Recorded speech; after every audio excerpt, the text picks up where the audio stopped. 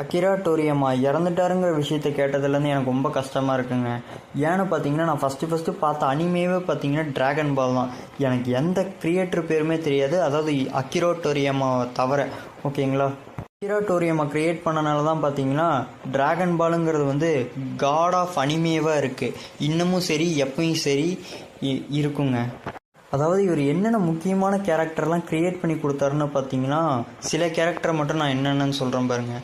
Coco, Vegeta, கோஹான், அப்புறம் வந்து ஃப்ரீஸா, இந்த மாதிரி நிறைய கேரக்டரை வந்து இவர் வந்து டிராகன் பாலுக்காக க்ரியேட் பண்ணி கொடுத்துருக்காரு, நம்மளுக்காகவும் தான். டிராகன் பாலை காப்பி பண்ணி தான் பார்த்தீங்கன்னா மற்ற அனிமையெல்லாம் எடுத்திருக்காங்க. என்னென்னு பார்த்தீங்கன்னா Jujutsu Kaisen, Naruto, One Piece, இந்த மாதிரி அனிமையெல்லாம். அதனால தான் வந்து டிராகன் பாலை வந்து காட் ஆஃப் அனிமேன்னு நம்ம சொல்கிறோம்.